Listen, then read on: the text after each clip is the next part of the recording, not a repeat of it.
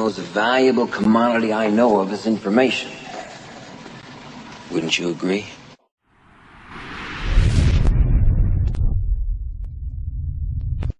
This audio is brought to you by Leader's Basement. It can be found in the public domain. Feel free to use and download. Thought Vibration, or the Law of Attraction in the Thought World, by William Walter Atkinson. Chapter 1. The Law of Attraction in the Thought World. The universe is governed by law, one great law. Its manifestations are multiform, but viewed from the ultimate, there is but one law. We are familiar with some of its manifestations, but are almost totally ignorant of certain others. Still, we are learning a little more every day. The veil is being gradually lifted. We speak learnedly of the law of gravitation, but ignore that equally wonderful manifestation, the law of attraction in the thought world. We are familiar with that wonderful manifestation of law which draws and holds together the atoms of which matter is composed. We recognize the power of the law that attracts bodies to the earth, that holds the circling worlds in their places. But we close our eyes to the mighty law that draws to us the things we desire or fear. When we come to see that thought is a force, a manifestation of energy, having a magnet-like power of attraction, we will begin to understand the why and wherefore of many things that have heretofore seemed dark to us. There is no study that will so well repay the student for his time and trouble as the study of the workings of this mighty law of the world of thought, the law of attraction. When we think, we send out vibrations of a fine ethereal substance, which are as real as the vibrations manifesting light, heat, electricity, and magnetism. That these vibrations are not evident to our five senses is no proof that they do not exist.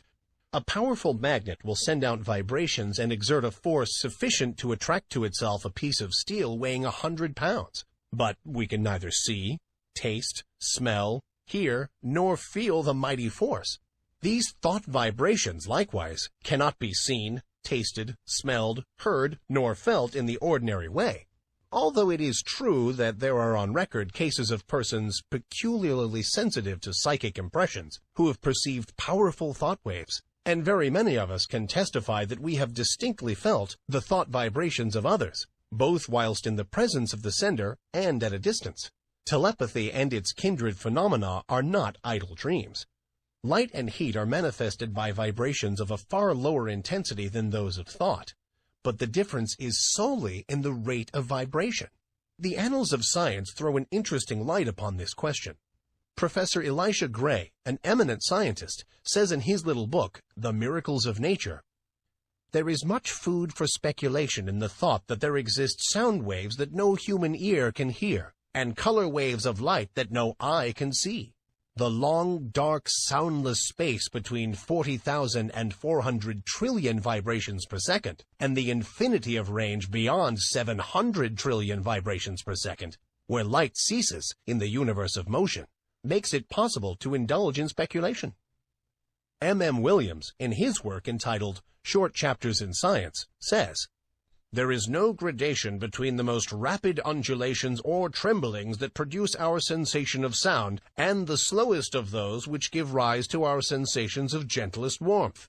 There is a huge gap between them, wide enough to include another world of motion, all lying between our worlds of sound and our world of heat and light.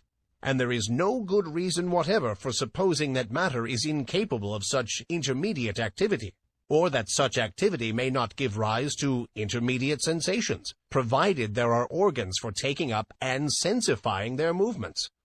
I cite the above authorities merely to give you food for thought, not to attempt to demonstrate to you the fact that thought vibrations exist. The last-named fact has been fully established to the satisfaction of numerous investigators of the subject, and a little reflection will show you that it coincides with your own experiences. We often hear repeated the well-known mental science statement, "Thoughts are things."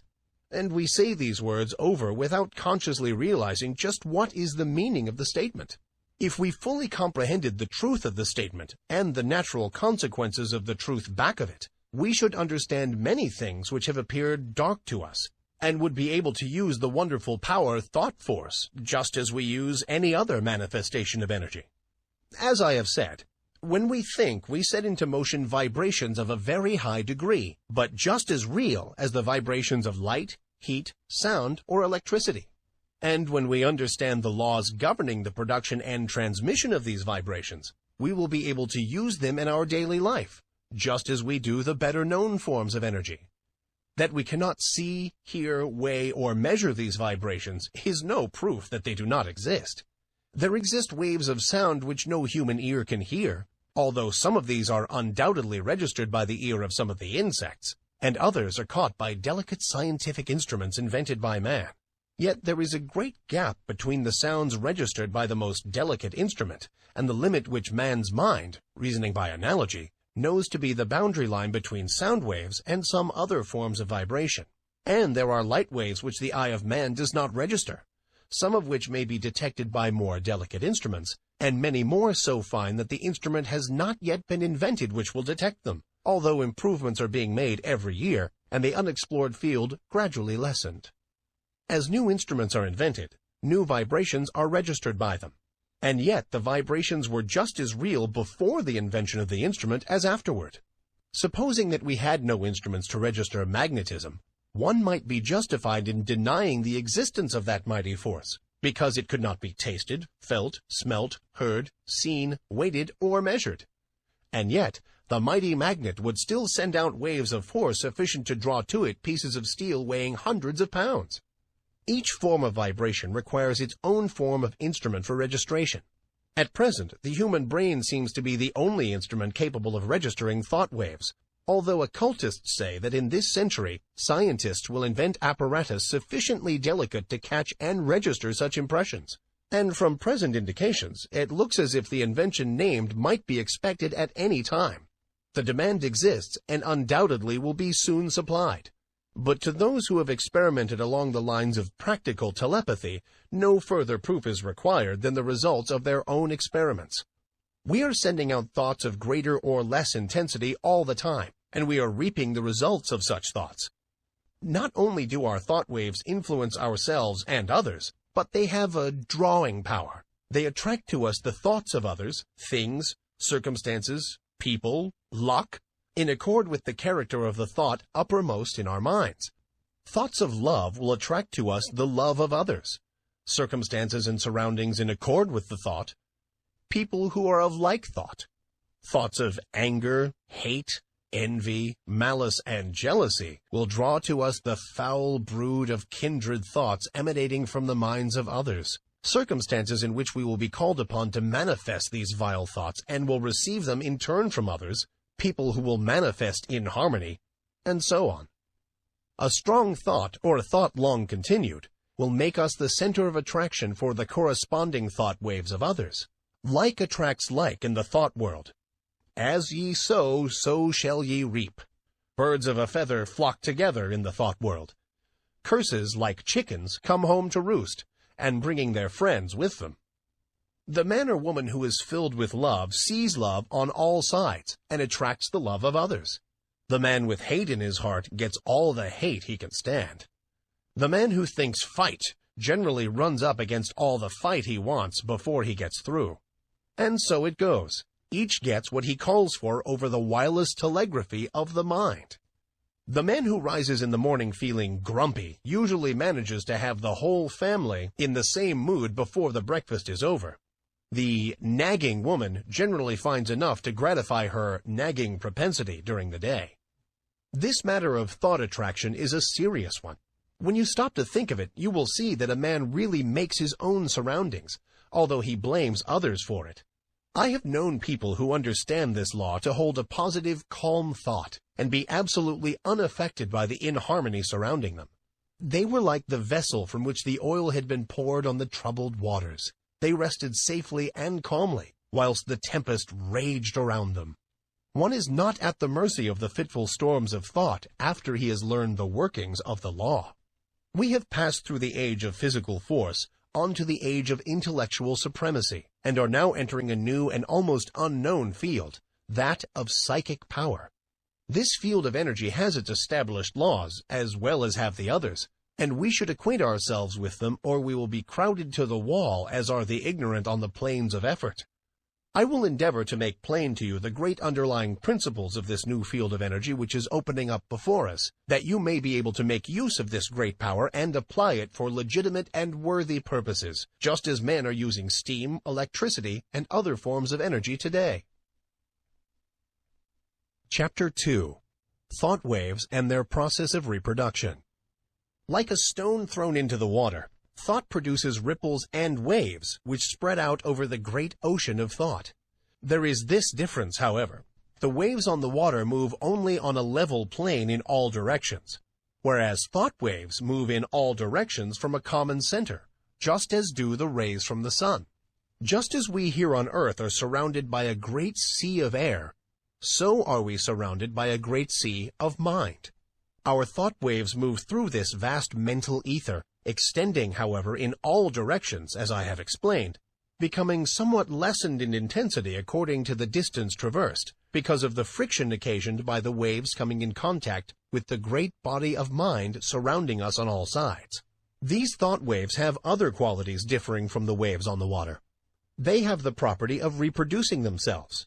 In this respect, they resemble sound waves rather than waves upon the water.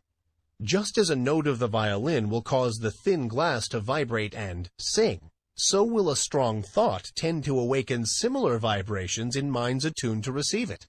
Many of the stray thoughts which come to us are but reflections or answering vibrations to some strong thought set out by another. But unless our minds are attuned to receive it, the thought will not likely affect us. If we are thinking high and great thoughts, our minds acquire a certain keynote corresponding to the character of the thoughts we have been thinking, and, this keynote once established, will be apt to catch the vibrations of other minds keyed to the same thought. On the other hand, let us get into the habit of thinking thoughts of an opposite character, and we will soon be echoing the low order of thought emanating from the minds of the thousands thinking along the same lines.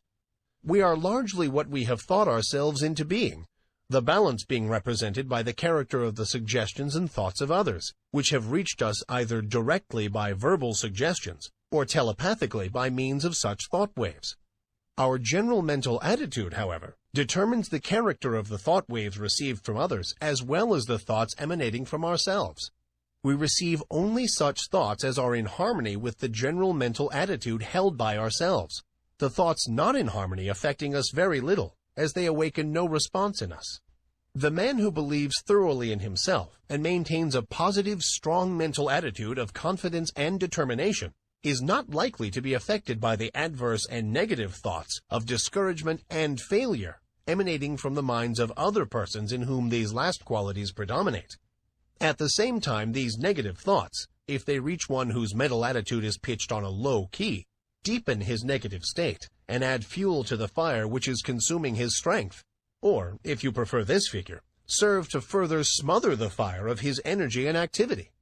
We attract to us the thoughts of others of the same order of thought. The man who thinks success will be apt to get into tune with the minds of others thinking likewise, and they will help him, and he them. The man who allows his mind to dwell constantly upon thoughts of failure brings himself into close touch with the minds of other failure people, and each will tend to pull the other down still more. The man who thinks that all is evil is apt to see such evil, and will be brought into contact with others who will seem to prove his theory.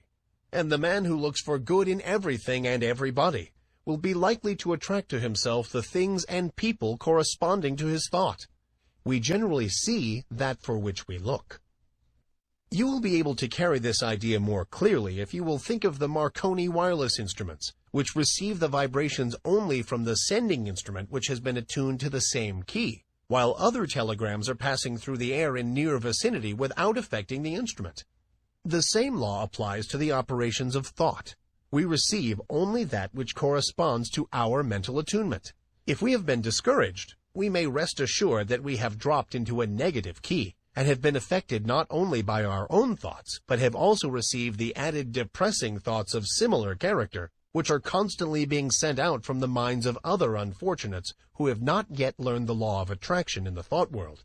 And if we occasionally rise to heights of enthusiasm and energy, how quickly we feel the inflow of the courageous, daring, energetic, positive thoughts being sent out by the live men and women of the world.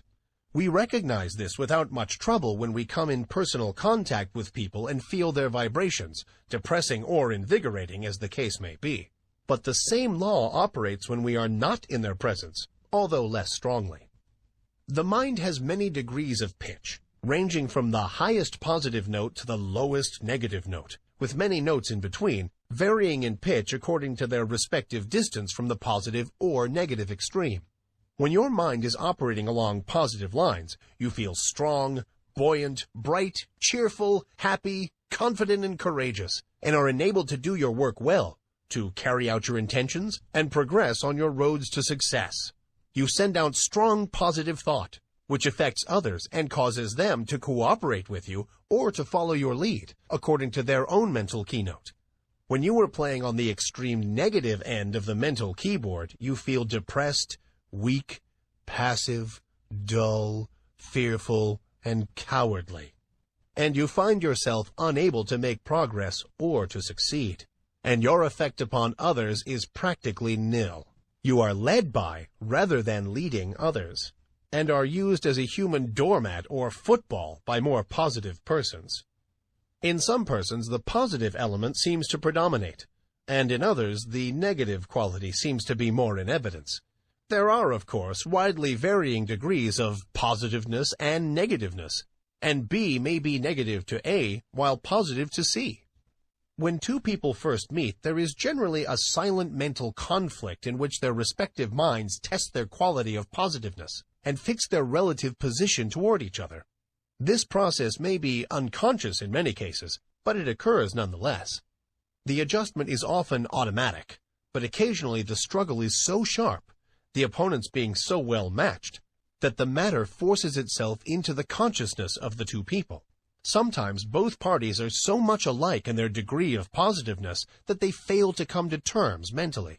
They never really are able to get along with each other, and they are either mutually repelled and separate, or else stay together amid constant broils and wrangling. We are positive or negative to everyone with whom we have relations. We may be positive to our children, our employees, and dependents, but we are at the same time negative to others to whom we occupy inferior positions, or whom we have allowed to assert themselves over us. Of course, something may occur and we will suddenly become more positive than the man or woman to whom we have heretofore been negative. We frequently see cases of this kind, and as the knowledge of these mental laws becomes more general, we will see many more instances of persons asserting themselves and making use of their newfound power. But remember, you possess the power to raise the keynote of your mind to a positive pitch by an effort of the will. And, of course, it is equally true that you may allow yourself to drop into a low negative note by carelessness or a weak will. There are more people on the negative plane of thought than on the positive plane, and consequently, there are more negative thought vibrations in operation in our mental atmosphere. But, happily for us, this is counterbalanced by the fact that a positive thought is infinitely more powerful than a negative one. And if by force of will we raise ourselves to a higher mental key, we can shut out the depressing thoughts and may take up the vibrations corresponding with our changed mental attitude. This is one of the secrets of the affirmations and autosuggestions used by the several schools of mental science and other new thought cults. There is no particular merit in affirmations of themselves, but they serve a twofold purpose. 1. They tend to establish new mental attitudes within us and act wonderfully in the direction of character building, the science of making ourselves over. 2. They tend to raise the mental keynote, so that we may get the benefit of the positive thought waves of others on the same plane of thought.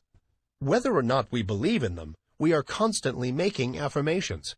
The man who asserts that he can and will do a thing, and asserts it earnestly, develops in himself the qualities conducive to the well-doing of that thing, and at the same time places his mind in the proper key to receive all the thought waves likely to help him in the doing. If, on the other hand, one says and feels that he is going to fail, he will choke and smother the thoughts coming from his own subconscious mentality, which are intended to help him, and at the same time will place himself in tune with the failure thought of the world. And there is plenty of the latter kind of thought around, I can tell you. Do not allow yourselves to be affected by the adverse and negative thoughts of those around you. Rise to the upper chambers of your mental dwelling and key yourself up to a strong pitch, away above the vibrations on the lower planes of thought. Then you will not only be immune to their negative vibrations, but will be in touch with the great body of strong positive thought coming from those of your own plane of development. My aim will be to direct and train you in the proper use of thought and will, that you may have yourself well in hand and may be able to strike the positive key at any moment you may feel it necessary. It is not necessary to strike the extreme note on all occasions. The better plan is to keep yourself in a comfortable key, without much strain, and to have the means at command whereby you can raise the pitch at once when occasion demands. By this knowledge, you will not be at the mercy of the old automatic action of the mind, but may have it well under your own control. Development of the will is very much like the development of a muscle, a matter of practice and gradual improvement. At first it is apt to be tiresome, but at each trial one grows stronger until the new strength becomes real and permanent. Many of us have made ourselves positive under sudden calls or emergencies. We are in the habit of bracing up when occasion demands. But by intelligent practice you will be so much strengthened that your habitual state will be equal to your bracing up stage now. And then when you find it necessary to apply the spur, you will be able to reach a stage not dreamed of at present. Do not understand me as advocating a high tension continuously. This is not at all desirable, not only because it is apt to be too much of a strain upon you, but also because you will find it desirable to relieve the tension at times and become receptive that you may absorb impressions. It is well to be able to relax and assume a certain degree of receptiveness, knowing that you are always able to spring back to the more positive state at will. The habitually strongly positive man loses much enjoyment and recreation. Positive, you give out expressions. Receptive, you take in impressions. Positive, you are a teacher. Receptive, a pupil. It is not only a good thing to be a good teacher, but it is also very important to be a good listener at times. Chapter 3. A Talk About the Mind. Man has but one mind, but he has many mental faculties, each faculty being capable of functioning along two different lines of mental effort. There are no distinct dividing lines separating the two several functions of a faculty, but they shade into each other as do the colors of the spectrum. An active effort of any faculty of the mind is the result of a direct impulse imparted at the time of the effort. A passive effort of any faculty of the mind is the result of either a preceding active effort of the same mind, an active effort of another along the lines of suggestion, thought vibrations from the mind of another, thought impulses from an ancestor transmitted by the laws of heredity, including impulses transmitted from generation to generation from the time of the original vibratory impulse imparted by the primal cause, which impulses gradually unfold and unsheath when the proper state of evolutionary development is reached. The active effort is newborn, fresh from the mint, whilst the passive effort is of less recent creation, and, in fact, is often the result of vibratory impulses imparted in ages long past. The active effort makes its own way, brushing aside the impeding vines and kicking from its path the obstructing stones. The passive effort travels along the beaten path. A thought impulse, or motion impulse, originally caused by an active effort of faculty, may become, by continued repetition, or habit, strictly automatic, the impulse given it by the repeated active effort developing a strong momentum, which carries it on, along passive lines, until stopped by another active effort, or its direction changed by the same cause. On the other hand, thought impulses or motion impulses continued along passive lines may be terminated or corrected by an active effort. The active function creates, changes, or destroys. The passive function carries on the work given it by the active function and obeys orders and suggestions. The active function produces the thought habit or motion habit and imparts to it the vibrations which carry it on along the passive lines thereafter. The active function also has the power to send forth vibrations which neutralize the momentum of the thought habit or motion habit. It also is able to launch a new thought habit or motion habit with stronger vibrations, which overcomes and absorbs the first thought or motion and substitutes the new one. All thought impulses or motion impulses, once started on their errands, continue to vibrate along passive lines until corrected or terminated by subsequent impulses imparted by the active function or other controlling power. The continuance of the original impulse adds momentum and force to it and renders its correction or termination more difficult.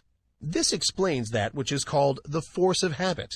I think that this will be readily understood by those who have struggled to overcome a habit which has been easily acquired. The law applies to good habits as well as bad. The moral is obvious. Several of the faculties of the mind often combine to produce a single manifestation. A task to be performed may call for the combined exercise of several faculties, some of which may manifest by active effort and others by passive effort.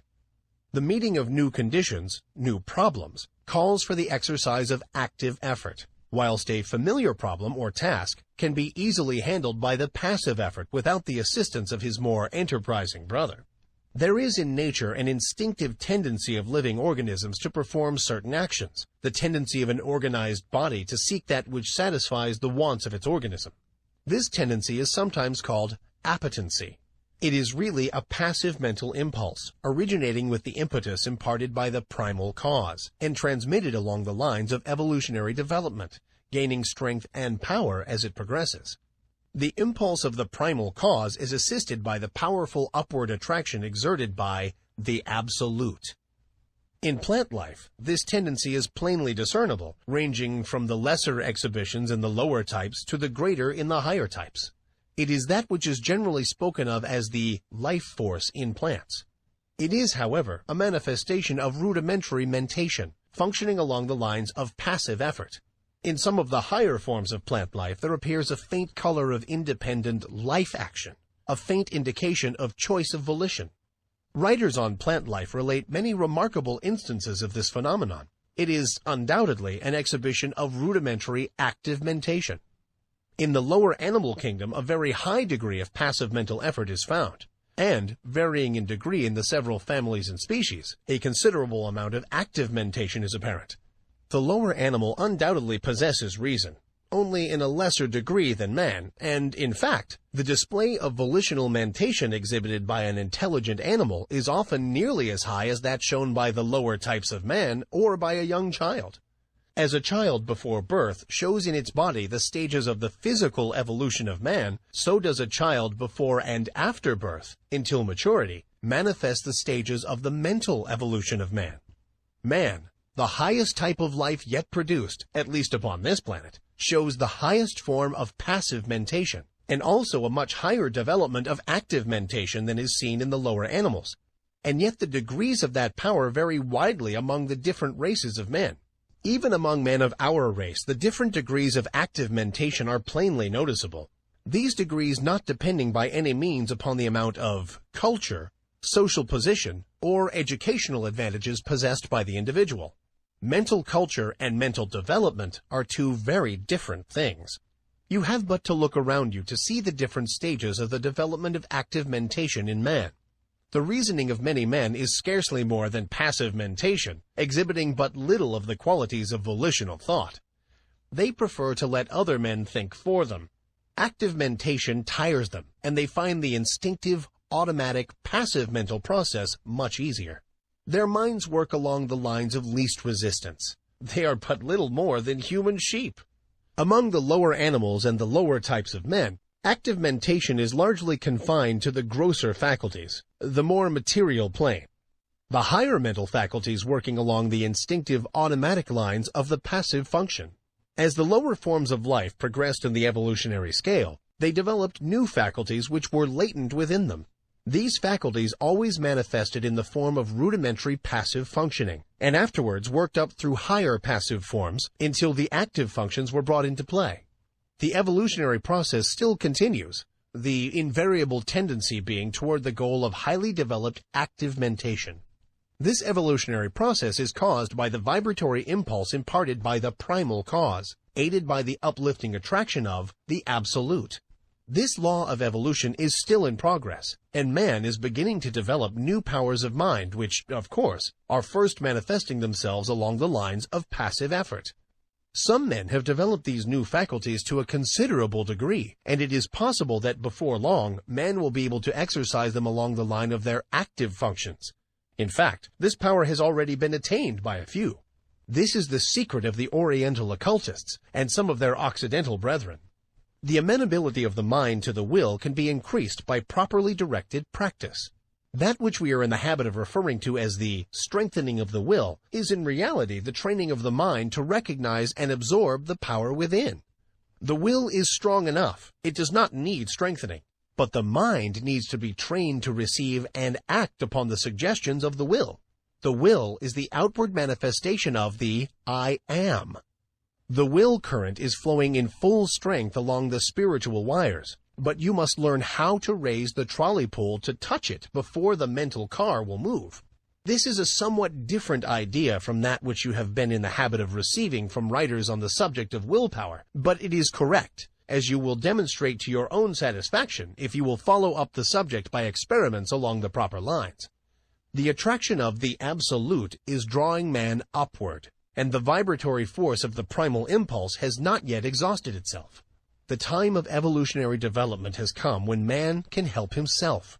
The man who understands the law can accomplish wonders by means of the development of the powers of the mind, whilst the man who turns his back upon the truth will suffer from his lack of knowledge of the law. He who understands the laws of his mental being develops his latent powers and uses them intelligently. He does not despise his passive mental functions, but makes good use of them also, charges them with the duties for which they are best fitted, and is able to obtain wonderful results from their work, having mastered them and trained them to do the bidding of the higher self. When they fail to do their work properly, he regulates them, and his knowledge prevents him from meddling with them unintelligently, and thereby doing himself harm. He develops the faculties and powers latent within him and learns how to manifest them along the line of active mentation as well as passive. He knows that the real man within him is the master to whom both active and passive functions are but tools. He has banished fear and enjoys freedom. He has found himself. He has learned the secret of the I am. Chapter 4. Mind Building. Man can build up his mind and make it what he wills. In fact, we are mind-building every hour of our lives, either consciously or unconsciously. The majority of us are doing the work unconsciously, but those who have seen a little below the surface of things have taken the matter in hand and have become conscious creators of their own mentality. They are no longer subject to the suggestions and influences of others, but have become masters of themselves. They assert the I and compel obedience from the subordinate mental faculties. The I is the sovereign of the mind, and what we call will is the instrument of the I. Of course, there is something back of this, and the universal will is higher than the will of the individual. But the latter is in much closer touch with the universal will than is generally supposed, and when one conquers the lower self and asserts the I, he becomes in close touch with the universal will and partakes largely of its wonderful power. The moment one asserts the I and finds himself, he establishes a close connection between the individual will and the universal will. But before he is able to avail himself of the mighty power at his command, he must first effect the mastery of the lower self. Think of the absurdity of man claiming to manifest powers when he is the slave of the lower parts of his mental being, which should be subordinate. Think of a man being the slave of his moods, passions, animal appetites, and lower faculties, and at the same time trying to claim the benefits of the will. Now, I am not preaching asceticism, which seems to me to be a confession of weakness. I am speaking of self-mastery, the assertion of the I over the subordinate parts of oneself. In the higher view of the subject, this I is the only real self, and the rest is the non-self. But our space does not permit the discussion of this point, and we will use the word self as meaning the entire man. Before a man can assert the I in its full strength, he must obtain the complete mastery of the subordinate parts of the self. All things are good when we learn to master them, but no thing is good when it masters us. Just so long as we allow the lower portions of the self to give us orders, we are slaves. It is only when the I mounts his throne and lifts the scepter that order is established and things assume their proper relation to each other. We are finding no fault with those who are swayed by their lower selves. They are in a lower grade of evolution and will work up in time. But we are calling the attention of those who are ready to the fact that the sovereign must assert his will and that the subjects must obey. Orders must be given and carried out. Rebellion must be put down and the rightful authority insisted upon. And the time to do it is now. You have been allowing your rebellious subjects to keep the king from his throne. You have been allowing the mental kingdom to be misgoverned by irresponsible faculties. You have been the slaves of appetite, unworthy thoughts, passion, and negativeness. The will has been set aside, and low desire has usurped the throne. It is time to re-establish order in the mental kingdom. You are able to assert the mastery over any emotion, appetite, passion, or class of thoughts by the assertion of the will. You can order fear to go to the rear, jealousy to leave your presence, hate to depart from your sight, anger to hide itself, worry to cease troubling you, uncontrolled appetite and passion to bow in submission and to become humble slaves instead of masters, all by the assertion of the I. You may surround yourself with the glorious company of courage, love, and self-control by the same means. You may put down the rebellion and secure peace and order in your mental kingdom if you will but utter the mandate and insist upon its execution.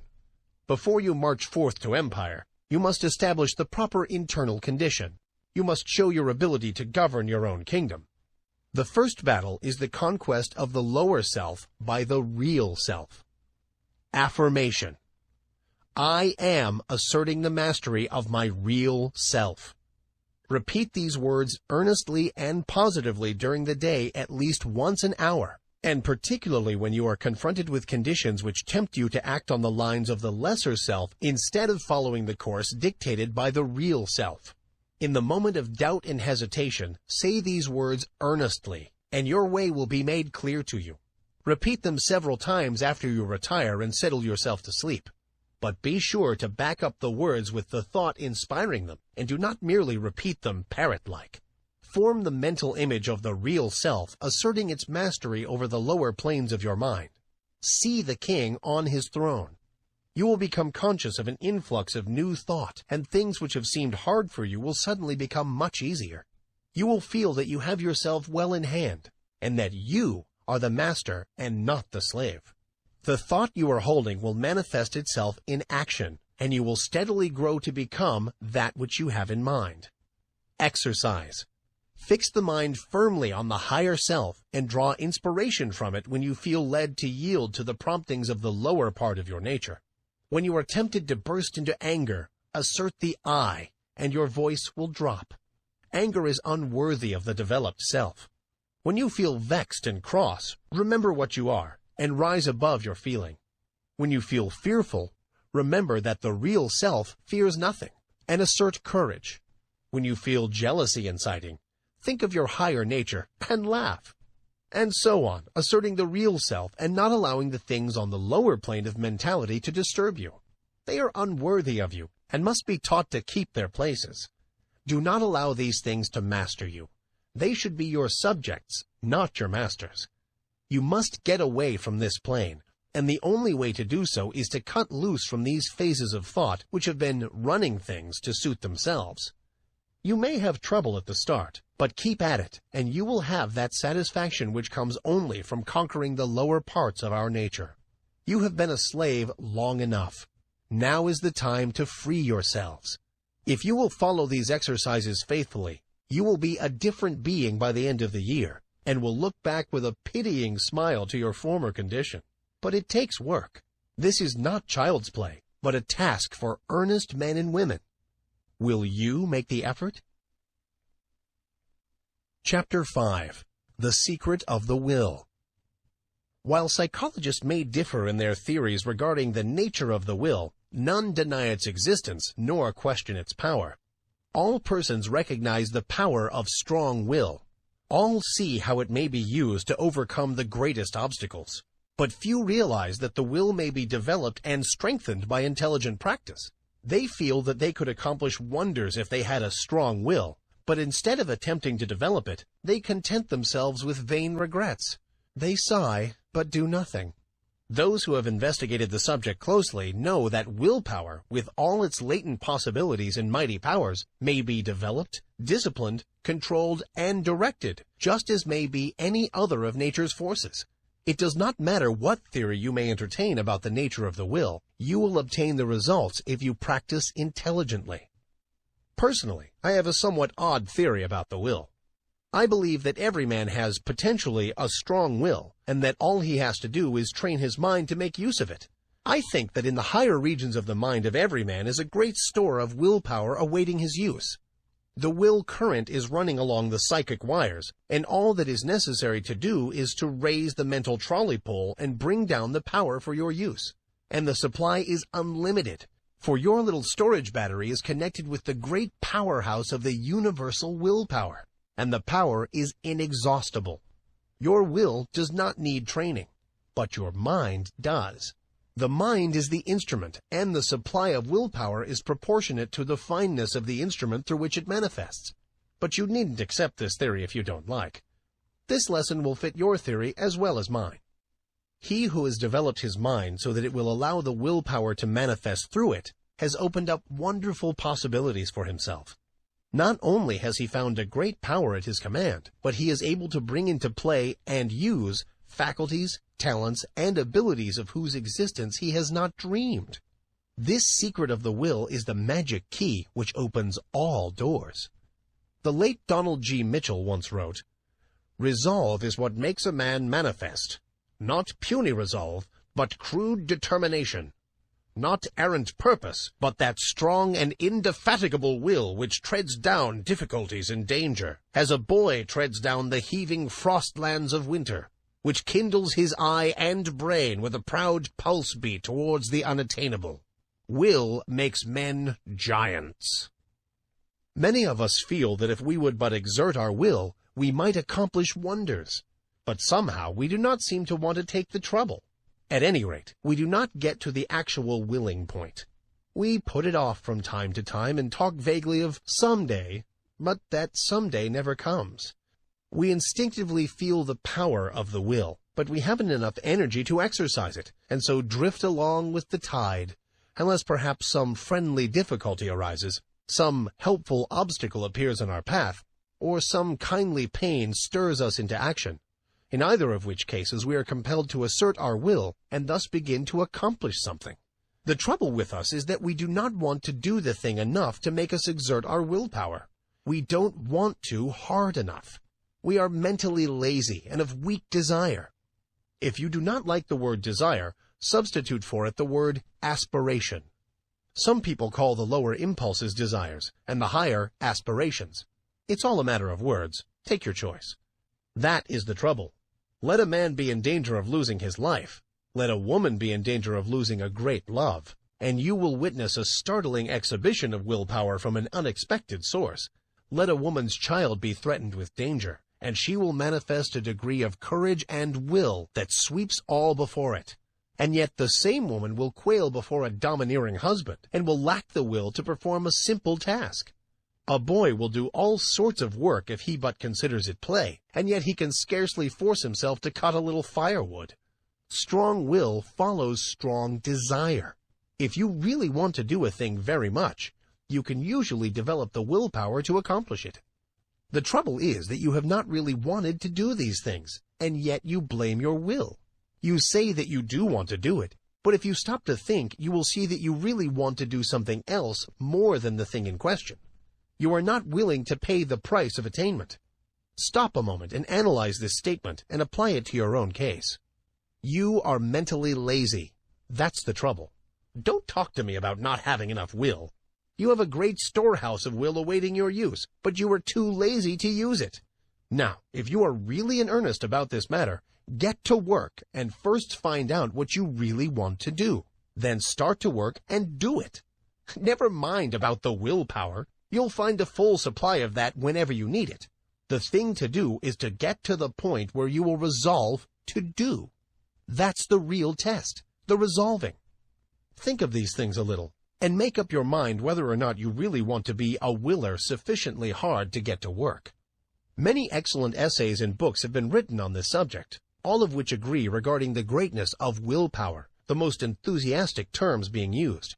But few have anything to say about how this power may be acquired by those who have it not, or who possess it in but a limited degree. Some have given exercises designed to strengthen the will, which exercises really strengthen the mind so that it is able to draw upon its store of power. But they have generally overlooked the fact that in autosuggestion is to be found the secret of the development of the mind so that it may become the efficient instrument of the will. Autosuggestion. I am using my willpower. Say these words several times earnestly and positively immediately after finishing this article. Then repeat them frequently during the day, at least once an hour, and particularly when you meet something that calls for the exercise of willpower. Also repeat them several times after you retire and settle yourself for sleep. Now, there is nothing in the words unless you back them up with the thought. In fact, the thought is the whole thing, and the words only pegs upon which to hang the thought. So think of what you are saying and mean what you say. You must use faith at the start, and use the words with a confident expectation of the result. Hold the steady thought that you are drawing on your storehouse of willpower, and before long you will find that thought is taking form in action, and that your willpower is manifesting itself. You will feel an influx of strength with each repetition of the words. You will find yourself overcoming difficulties and bad habits, and will be surprised at how things are being smoothed out for you. Exercise.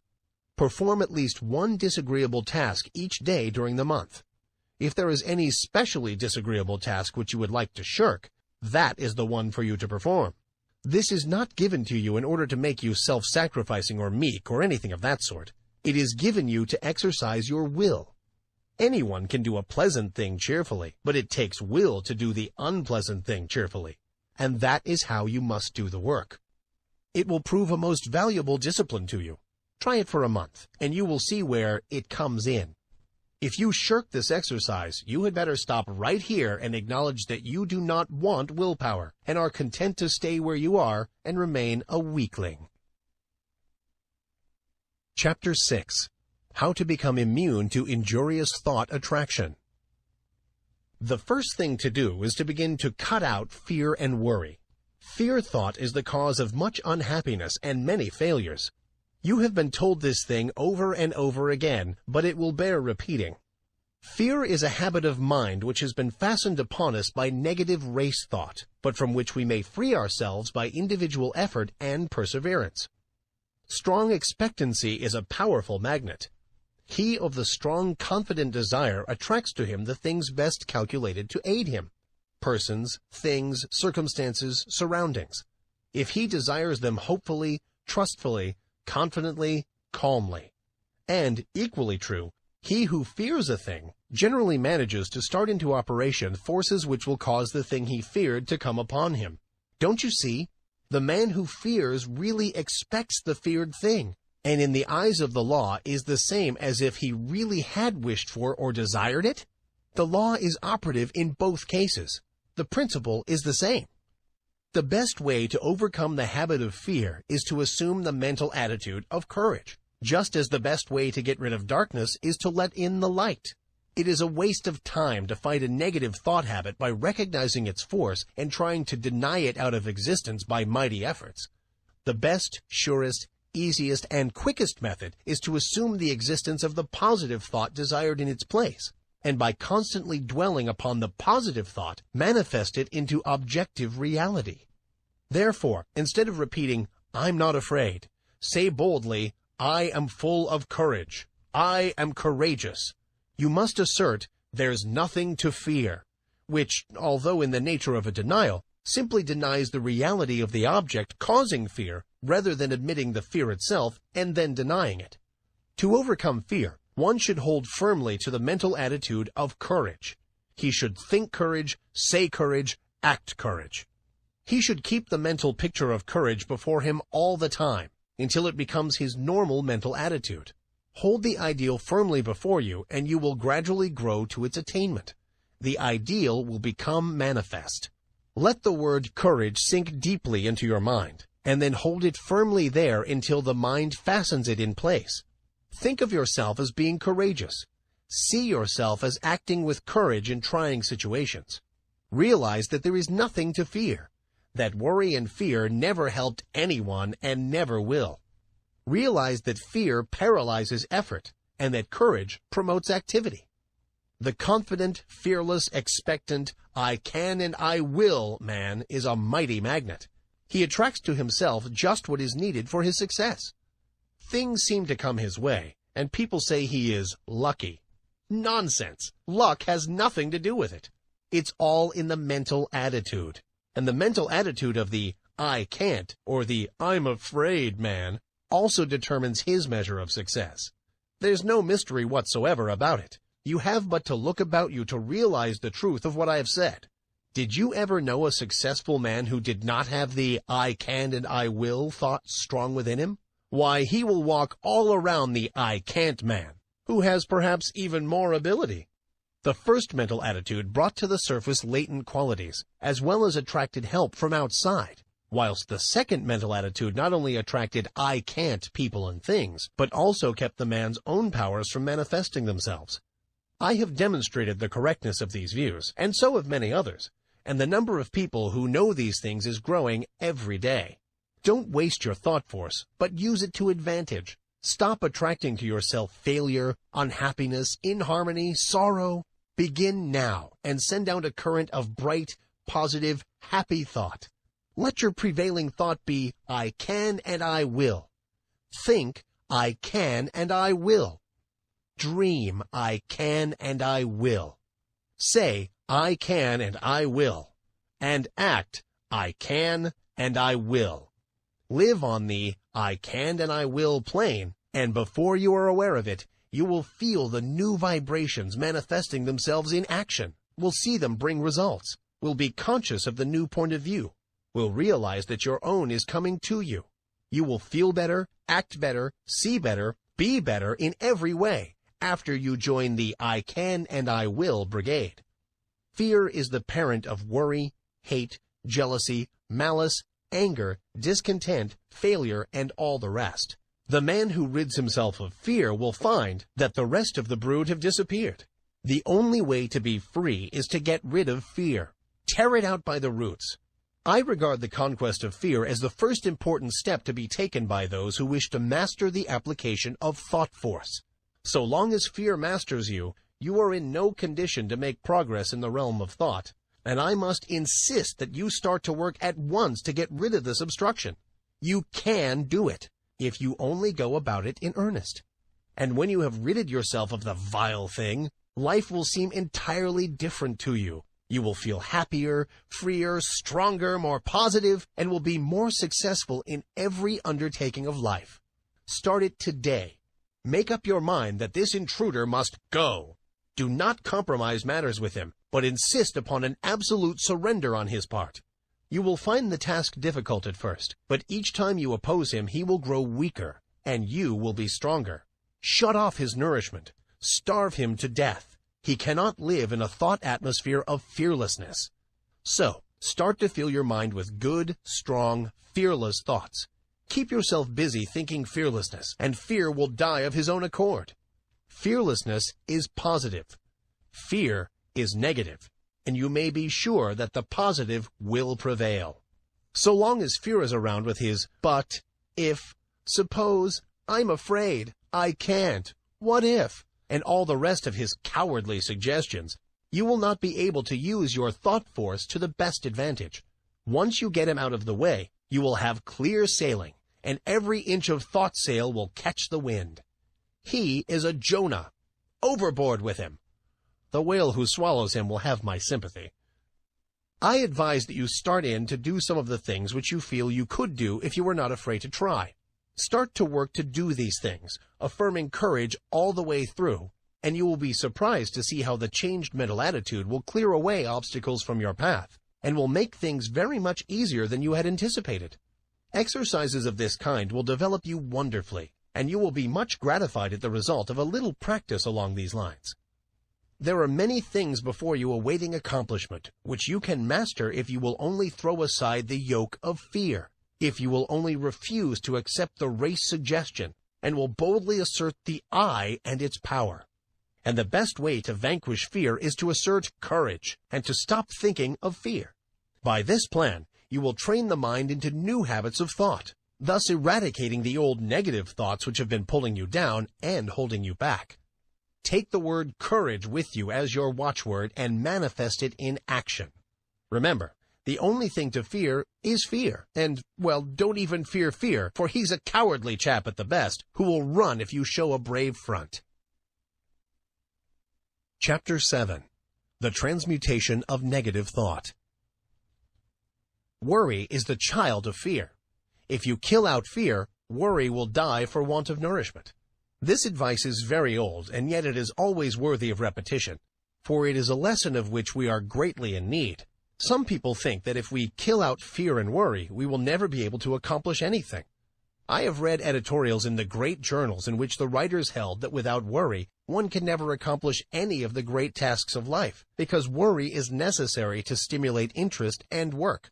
This is nonsense, no matter who utters it. Worry never helped one to accomplish anything. On the contrary, it stands in the way of accomplishment and attainment. The motive underlying action and doing things is desire and interest. If one earnestly desires a thing, he naturally becomes very much interested in its accomplishment, and is quick to seize upon anything likely to help him to gain the thing he wants. More than that, his mind starts up a work on the subconscious plane that brings into the field of consciousness many ideas of value and importance. Desire and interest are the causes that result in success. Worry is not desire. It is true that if one's surroundings and environments become intolerable, he is driven in desperation to some efforts that will result in throwing off the undesirable conditions and in the acquiring of those more in harmony with his desire. But this is only another form of desire. The man desires something different from what he has. And when his desire becomes strong enough that his entire interest is given to the task, he makes a mighty effort, and the change is accomplished. But it wasn't worry that caused the effort. Worry would content itself with wringing its hands and moaning, "Woe is me," and wearing its nerves to a frazzle, and accomplishing nothing. Desire acts differently. It grows stronger as the man's conditions become intolerable. And finally, when he feels the hurt so strongly that he can't stand it any longer, he says, "I won't stand this any longer. I will make a change." And lo, then desire springs into action. The man keeps on wanting a change the worst way, which is the best way, and his interest and attention being given to the task of deliverance, he begins to make things move. Worry never accomplished anything. Worry is negative and death-producing. Desire and ambition are positive and life-producing. A man may worry himself to death, and yet nothing will be accomplished. But let that man transmute his worry and discontent into desire and interest, coupled with a belief that he is able to make the change, the I can and I will idea, then something happens. Yes, fear and worry must go before we can do much. One must proceed to cast out these negative intruders and replace them with confidence and hope. Transmute worry into keen desire. Then you will find that interest is awakened, and you will begin to think things of interest to you. Thoughts will come to you from the great reserve stock in your mind, and you will start to manifest them in action. Moreover, you will be placing yourself in harmony with similar thoughts of others, and will draw to you aid and assistance from the great volume of thought waves with which the world is filled. One draws to himself thought waves corresponding in character with the nature of the prevailing thoughts in his one mind, his mental attitude. Then again he begins to set into motion the great law of attraction, whereby he draws to him others likely to help him, and is, in turn, attracted to others who can aid him. This law of attraction is no joke, no metaphysical absurdity, but is a great live working principle of nature, and anyone may learn by experimenting and observing. To succeed in anything, you must want it very much. Desire must be in evidence in order to attract. The man of weak desires attracts very little to himself. The stronger the desire, the greater the force set into motion. You must want a thing hard enough before you can get it. You must want it more than you do the things around you, and you must be prepared to pay the price for it. The price is the throwing overboard of certain lesser desires that stand in the way of the accomplishment of the greater one. Comfort, ease, leisure, amusements, and many other things may have to go. Not always, though. It all depends on what you want. As a rule, the greater the thing desired, the greater the price to be paid for it. Nature believes in adequate compensation, but if you really desire a thing in earnest, you will pay the price without question, for the desire will dwarf the importance of the other things. You say that you want a thing very much and are doing everything possible toward its attainment? Pshaw! You are only playing desire.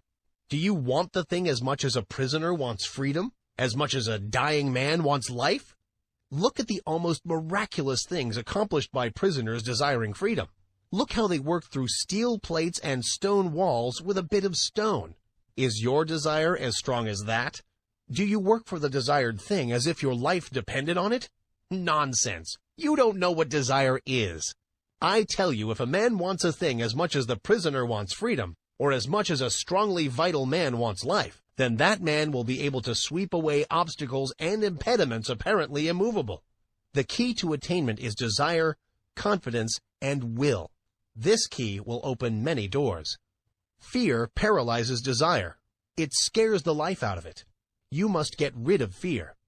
There have been times in my life when fear would get hold of me and take a good firm grip on my vitals, and I would lose all hope, all interest, all ambition, all desire. But, thank the Lord, I have always managed to throw off the grip of the monster and face my difficulty like a man. And lo, things would seem to be straightened out for me somehow. Either the difficulty would melt away, or I would be given means to overcome, or get around, or under or over it. It is strange how this works. No matter how great is the difficulty, when we finally face it with courage and confidence in ourselves, we seem to pull through somehow, and then we begin to wonder what we were scared about. This is not a mere fancy. It is the working of a mighty law, which we do not as yet fully understand, but which we may prove at any time. People often ask, "It's all very well for you New Thought people to say, 'Don't worry,' but what's a person to do when he thinks of all the possible things ahead of him which might upset him and his plans?" Well, all that I can say is that the man is foolish to bother about thinking of troubles to come at some time in the future. The majority of things that we worry about don't come to pass at all. A large proportion of the others come in a milder form than we had anticipated, and there are always other things which come at the same time which help us to overcome the trouble. The future holds in store for us not only difficulties to be overcome, but also agents to help us in overcoming the difficulties. Things adjust themselves. We are prepared for any trouble which may come upon us, and when the time comes, we somehow find ourselves able to meet it. God not only tempers the wind to the shorn lamb, but he also tempers the shorn lamb to the wind. The winds and the shearing do not come together. There is usually enough time for the lamb to get seasoned, and then he generally grows new wool before the cold blast comes. It has been well said that 9/10 of the worries are over things which never comes to pass, and that the other 10th is over things of little or no account. So what's the use of using up all your reserve force and fretting over future troubles if this be so? Better wait until your troubles really come before you worry. You will find that by this storing up of energy, you will be able to meet about any sort of trouble that comes your way. What is it that uses up all the energy in the average man or woman anyway? Is it the real overcoming of difficulties or the worrying about impending troubles? It's always tomorrow, tomorrow, and yet tomorrow never comes just as we feared it would. Tomorrow is all right. It carries in its grip good things as well as troubles. Bless my soul, when I sit down and think over the things which I once feared might possibly descend upon me, I laugh. Where are those feared things now? I don't know. Have almost forgotten that I ever feared them. You do not need to fight worry. That isn't the way to overcome the habit. Just practice concentration and then learn to concentrate upon something right before you, and you will find that the worry thought has vanished. The mind can think of but one thing at a time, and if you concentrate upon a bright thing, the other thing will fade away. There are better ways of overcoming objectionable thoughts than by fighting them. Learn to concentrate upon thoughts of an opposite character, and you will have solved the problem. When the mind is full of worry thoughts, it cannot find time to work out plans to benefit you. But when you have concentrated upon bright, helpful thoughts, You will discover that it will start to work subconsciously. And when the time comes, you will find all sorts of plans and methods by which you will be able to meet the demands upon you. Keep your mental attitude right, and all things will be added unto you.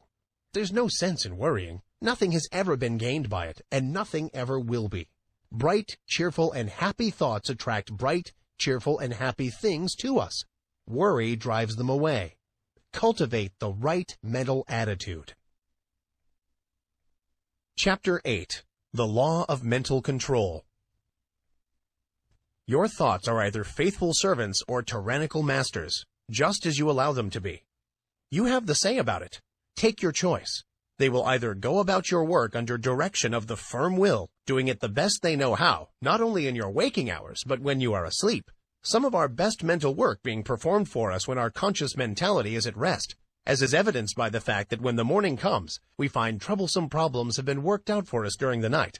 Or they will ride all over us and make us their slaves if we are foolish enough to allow them to do so. More than half the people of the world are slaves of every vagrant thought which may seem fit to torment them. Your mind is given you for your good and for your own use, not to use you.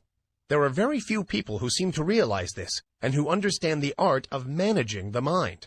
The key to the mystery is concentration. A little practice will develop within every man the power to use the mental machine properly. When you have some mental work to do, concentrate upon it to the exclusion of everything else, and you will find that the mind will get right down to business, to the work at hand, and matters will be cleared up in no time. There is an absence of friction, and all waste motion or lost power is obviated. Every pound of energy is put to use, and every revolution of the mental driving wheel counts for something. It pays to be able to be a competent mental engineer, and the man who understands how to run his mental engine knows that one of the important things is to be able to stop it when the work has been done. He does not keep putting coal in the furnace and maintaining a high pressure after the work is finished, or when the day's portion of the work has been done.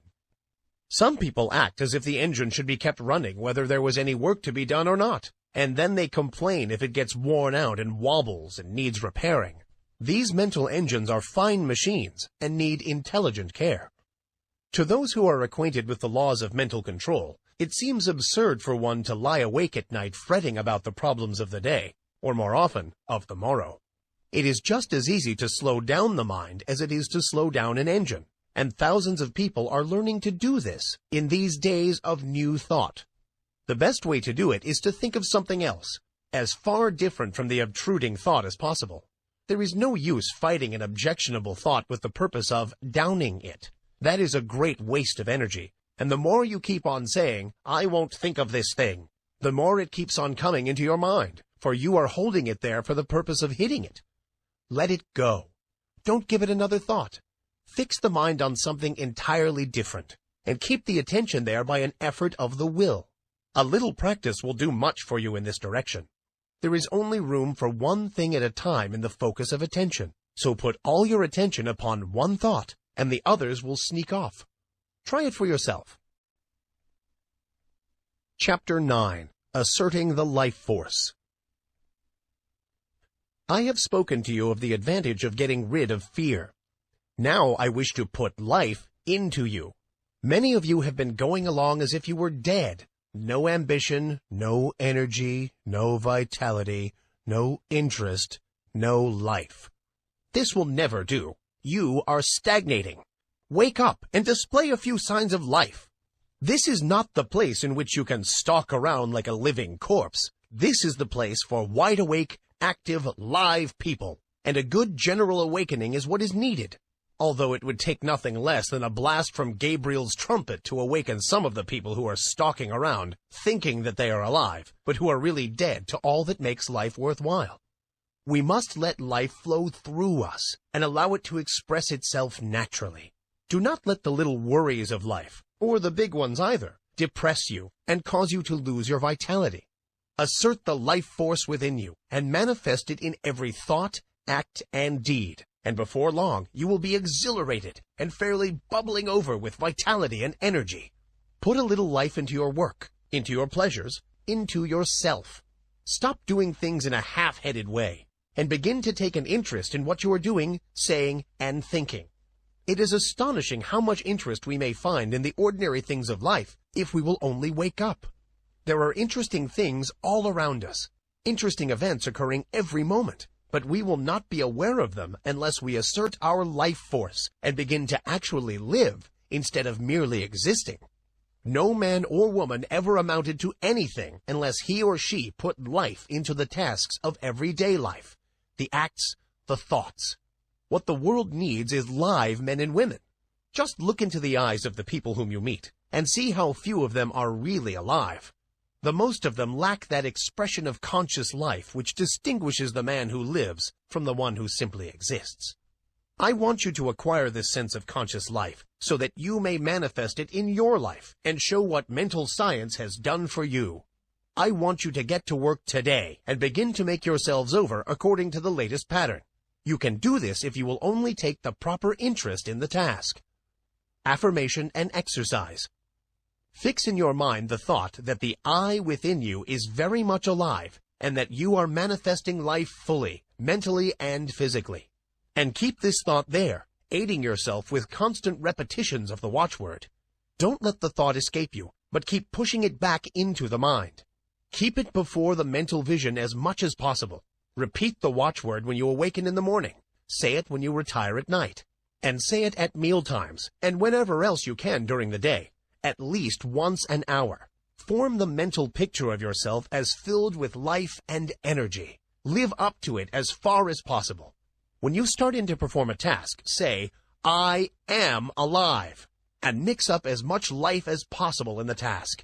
If you find yourself feeling depressed, say, I am alive, and then take a few deep breaths, and with each inhalation, let the mind hold the thought that you are breathing in strength and life, and as you exhale, hold the thought that you are breathing out all the old, dead, negative conditions, and are glad to get rid of them. Then finish up with an earnest, vigorous affirmation, I am alive, and mean it when you say it too. And let your thoughts take form in action. Don't rest content with merely saying that you are alive, but prove it with your acts. Take an interest in doing things, and don't go around mooning or daydreaming. Get down to business and live. Chapter 10. Training the Habit Mind. Professor William James, the well-known teacher of and writer upon psychology, very truly says, "The great thing in all education is to make our nervous system our ally instead of our enemy. For this we must make automatic and habitual, as early as possible, as many useful actions as we can, and as carefully guard against growing into ways that are likely to be disadvantageous. In the acquisition of a new habit, or the leaving off of an old one, we must take care to launch ourselves with as strong and decided initiative as possible. Never suffer an exception to occur until the new habit is securely rooted in your life. Seize the very first possible opportunity to act on every resolution you make, and on every emotional prompting you may experience, in the direction of the habits you aspire to gain." This advice is along the lines familiar to all students of mental science, but it states the matter more plainly than the majority of us have done. It impresses upon us the importance of passing on to the subconscious mind the proper impulses, so that they will become automatic and second nature. Our subconscious mentality is a great storehouse for all sorts of suggestions from ourselves and others, and, as it is the habit mind, we must be careful to send it the proper material from which it may make habits. If we get into the habit of doing certain things, we may be sure that the subconscious mentality will make it easier for us to do just the same thing over and over again, easier each time, until finally we are firmly bound with the ropes and chains of the habit, and find it more or less difficult, sometimes almost impossible, to free ourselves from the hateful thing.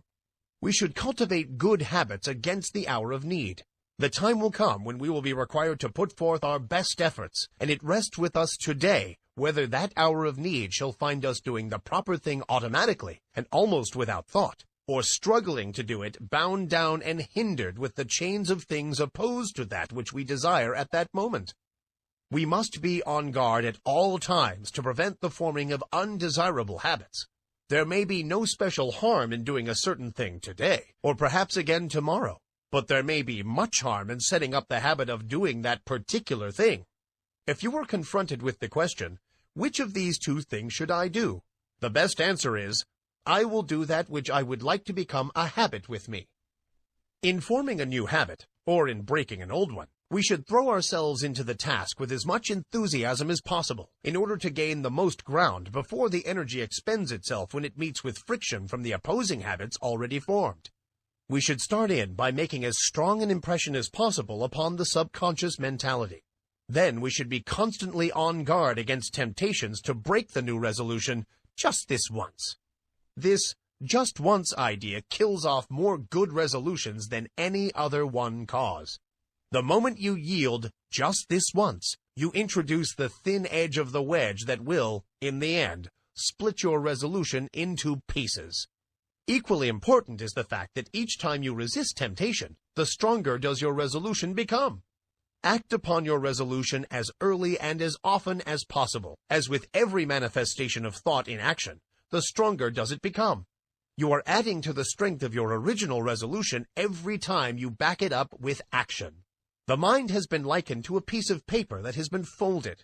Ever afterwards it has a tendency to fold in the same crease, unless we make a new crease or fold, when it will follow the last lines. And the creases are habits. Every time we make one, it is so much easier for the mind to fold along the same crease afterward. Let us make our mental creases in the right direction. Chapter 11. The Psychology of Emotion. One is apt to think of the emotions as independent from habit. We easily may think of one acquiring habits of action, or even of thinking, but we are apt to regard the emotions as something connected with feeling, and quite divorced from intellectual effort. Yet, notwithstanding the distinction between the two, both are dependent largely upon habit, and one may repress, increase, develop, and change one's emotions, just as one may regulate habits of action and lines of thought. It is an axiom of psychology that emotions deepen by repetition. If a person allows a state of feeling to thoroughly take possession of him, he will find it easier to yield to the same emotion the second time, and so on, until the particular emotion or feeling becomes second nature to him. If an undesirable emotion shows itself inclined to take up a permanent abode with you, you had better start to work to get rid of it, or at least to master it. And the best time to do this is at the start, for each repetition renders the habit more firmly entrenched, and the task of dislodging it more difficult. Were you ever jealous? If so, you will remember how insidious was its first approach, how subtly it whispered hateful suggestions into your willing ear, and how gradually it followed up such suggestions until, finally, you began to see green. Jealousy has an effect upon the bile and causes it to poison the blood. This is why the idea of green is always associated with it. Then you will remember how the thing seemed to grow, taking possession of you until you scarcely could shake it off. You found it much easier to become jealous the next time. It seemed to bring before you all sorts of objects apparently justifying your suspicions and feeling. Everything began to look green. The green-eyed monster waxed fat. And so it is with every feeling or emotion. If you give way to a fit of rage, you will find it easier to become angry the next time, on less provocation. The habit of feeling and acting mean does not take long to firmly settle itself in its new home if encouraged. Worry is a great habit for growing and waxing fat. People start by worrying about big things, and then begin to worry and fret about some smaller thing. And then the merest trifle worries and distresses them. They imagine that all sorts of evil things are about to befall them. If they start on a journey, they are certain there is going to be a wreck.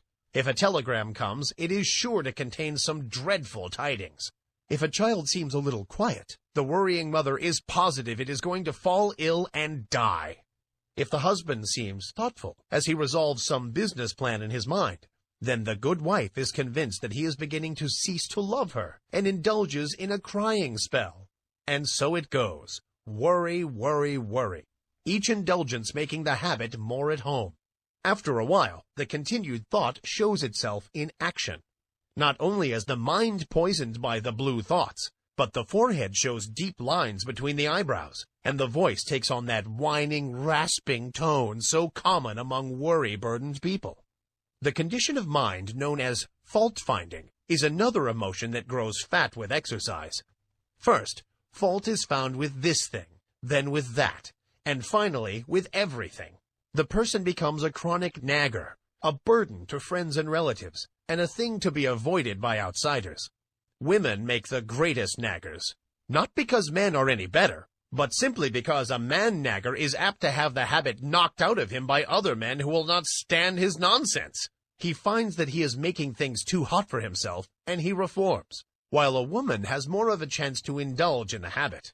But this nagging is all a matter of habit. It grows from small beginnings, and each time it is indulged in, it throws out another root, branch, or tendril, and fastens itself the closer to the one who has given it soil in which to grow. Envy, uncharitableness, gossip, scandal-mongering, all are habits of this kind. The seeds are in every human breast, and only need good soil and a little watering to become lusty and strong. Each time you give way to one of these negative emotions, the easier do you make it for a recurrence of the same thing, or similar ones.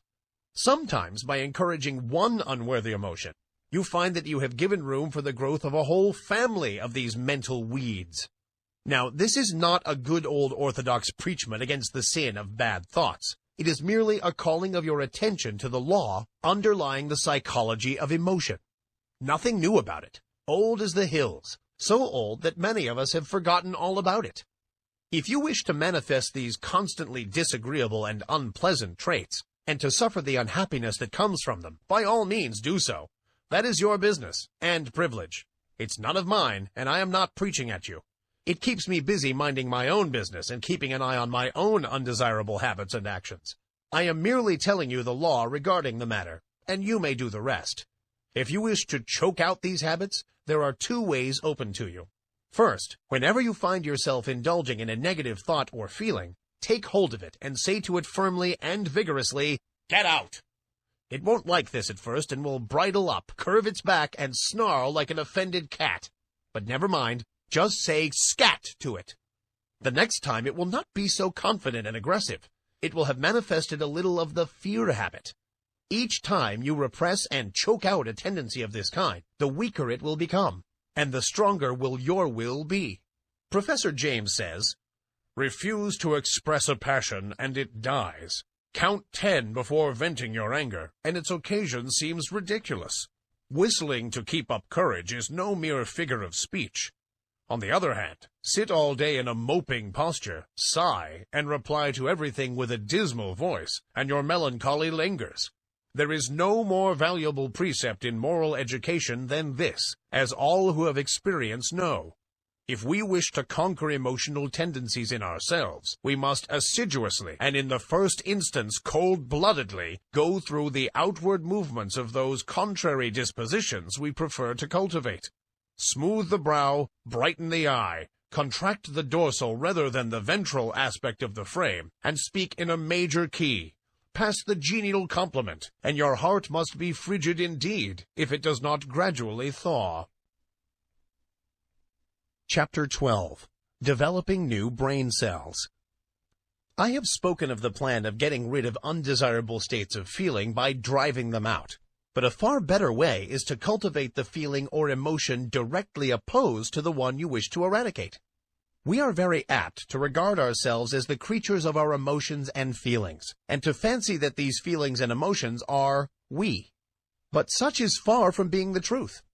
It is true that the majority of the race are slaves of their emotions and feelings, and are governed by them to a great degree. They think that feelings are things that rule one, and from which one cannot free himself, and so they cease to rebel. They yield to the feeling without question, although they may know that the emotion or mental trait is calculated to injure them, and to bring unhappiness and failure instead of happiness and success. They say, "We are made that way," and let it go at that. The new psychology is teaching the people better things. It teaches them that they are masters of their emotions and feelings, instead of being their slaves. It tells them that brain cells may be developed that will manifest along desirable lines, and that the old brain cells that have been manifesting so unpleasantly may be placed on the retired list and allowed to atrophy from want of use. People may make themselves over, and change their entire natures.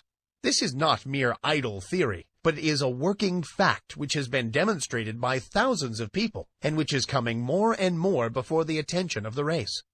No matter what theory of mind we entertain, we must admit that the brain is the organ and instrument of the mind, in our present state of existence at least, and that the brain must be considered in this matter. The brain is like a wonderful musical instrument, having millions of keys, upon which we may play innumerable combinations of sounds. We come into the world with certain tendencies, temperaments, and predispositions. We may account for these tendencies by heredity, or we may account for them upon theories of pre-existence, but the facts remain the same. Certain keys seem to respond to our touch more easily than others. Certain notes seem to sound forth as the current of circumstances sweeps over the strings, and certain other notes are less easily vibrated. But we find that if we but make an effort of the will to restrain the utterance of some of these easily sounded strings, they will grow more difficult to sound, and less liable to be stirred by the passing breeze. And if we pay attention to some of the other strings that have not been giving forth a clear tone, we will soon get them in good working order. Their notes will chime forth clear and vibrant, and will drown the less pleasant sounds. We have millions of unused brain cells awaiting our cultivation. We are using but a few of them, and some of these we are working to death. We are able to give some of these cells a rest by using other cells. The brain may be trained and cultivated in a manner incredible to one who has not looked into the subject. Mental attitudes may be acquired and cultivated, changed and discarded at will. There is no longer any excuse for people manifesting unpleasant and harmful mental states. We have the remedy in our hands. We acquire habits of thought, feeling, and action through repeated use. We may be born with a tendency in a certain direction, or we may acquire tendencies by suggestions from others, such as the examples of those around us, suggestions from reading, listening to teachers. We are a bundle of mental habits. Each time we indulge in an undesirable thought or habit, the easier does it become for us to repeat that thought or action. Mental scientists are in the habit of speaking of desirable thoughts or mental attitudes as positive, and of the undesirable ones as negative. There is a good reason for this. The mind instinctively recognizes certain things as good for the individual to which it belongs, and it clears the path for such thoughts and interposes the least resistance to them. They have a much greater effect than an undesirable thought possesses, and one positive thought will counteract a number of negative thoughts. The best way to overcome undesirable or negative thoughts and feelings is to cultivate the positive ones. The positive thought is the strongest plant, and will in time starve out the negative one by withdrawing from it the nourishment necessary for its existence. Of course, the negative thought will set up a vigorous resistance at first, for it is a fight for life with it. In the slang words of the time, it sees its finish if the positive thought is allowed to grow and develop. And, consequently, it makes things unpleasant for the individual until he has started well into the work of starving it out. Brain cells do not like to be laid on the shelf any more than does any other form of living energy, and they rebel and struggle until they become too weak to do so. The best way is to pay as little attention as possible to these weeds of the mind, but put in as much time as possible watering, caring for, and attending to the new and beautiful plants in the garden of the mind. For instance, if you are apt to hate people, you can best overcome the negative thought by cultivating love in its place. Think love and act it out as often as possible. Cultivate thoughts of kindness and act as kindly as you can to everyone with whom you come in contact. You will have trouble at the start, but gradually love will master hate, and the latter will begin to droop and wither. If you have a tendency toward the blues, cultivate a smile and a cheerful view of things. Insist upon your mouth wearing upturned corners, and make an effort of the will to look upon the bright side of things. The blue devils will set up a fight, of course, but pay no attention to them. Just go on cultivating optimism and cheerfulness. Let bright, cheerful, and happy be your watchword, and try to live it out. These recipes may seem very old and time-worn, but they are psychological truths and may be used by you to advantage. If you once comprehend the nature of the thing, The affirmations and autosuggestions of the several schools may be understood and taken advantage of. You may make yourself energetic instead of slothful, active instead of lazy, by this method.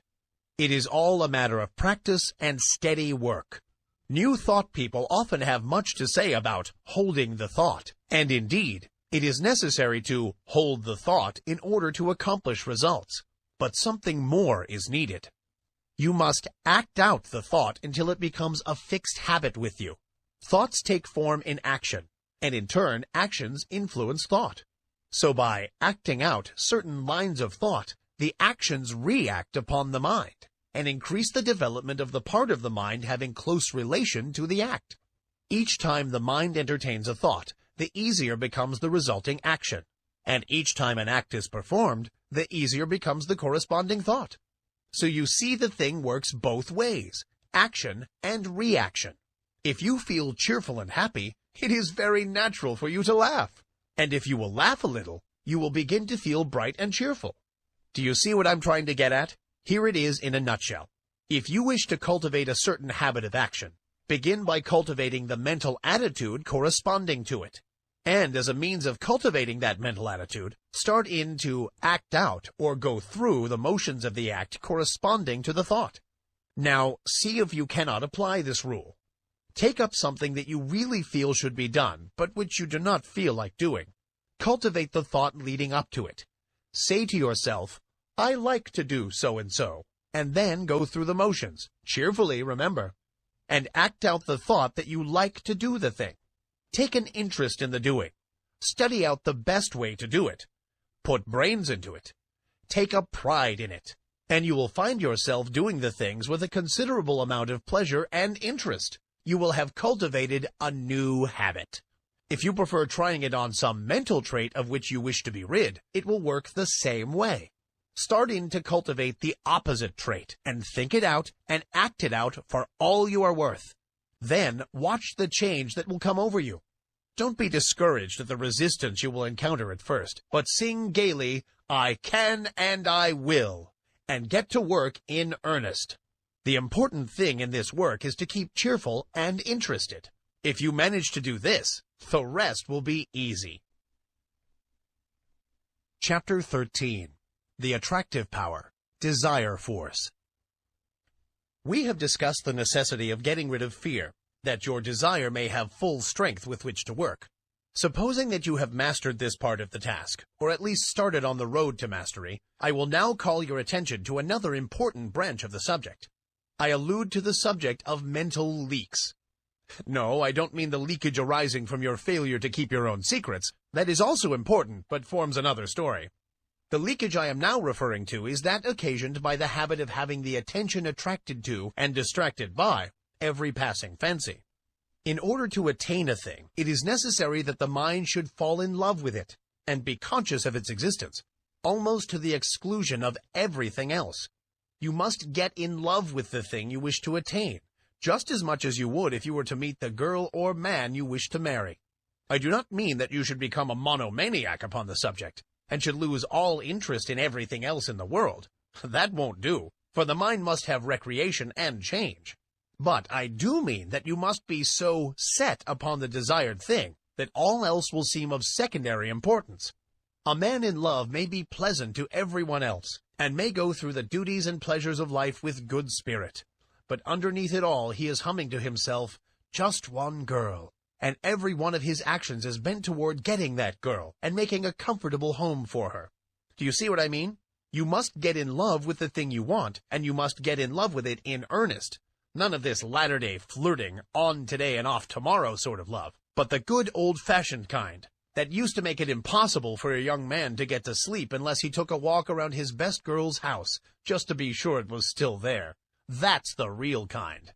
And the man or woman in search of success must make of that desired thing his ruling passion. He must keep his mind on the main chance. Success is jealous. That's why we speak of her as feminine. She demands a man's whole affection, and if he begins flirting with other fair charmers, she soon turns her back upon him. If a man allows his strong interest in the main chance to be sidetracked, he will be the loser. Mental force operates best when it is concentrated. You must give to the desired thing your best and most earnest thought.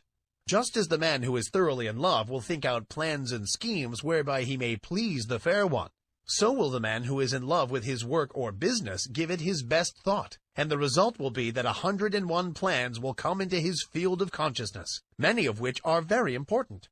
The mind works on the subconscious plane, remember, and almost always along the lines of the ruling passion or desire. It will fix up things and patch together plans and schemes, and when you need them the most, it will pop them into your consciousness, and you will feel like hurrahing, just as if you had received some valuable aid from outside. But if you scatter your thought force, the subconscious mind will not know just how to please you, and the result is that you are apt to be put off from this source of aid and assistance. Beside this, you will miss the powerful result of concentrated thought in the conscious working out of the details of your plans. And then again, the man whose mind is full of a dozen interests fails to exert the attracting power that is manifested by the man of the one ruling passion, and he fails to draw to him persons, things, and results that will aid in the working out of his plans, and will also fail to place himself in the current of attraction, whereby he is brought into contact with those who will be glad to help him because of harmonious interests.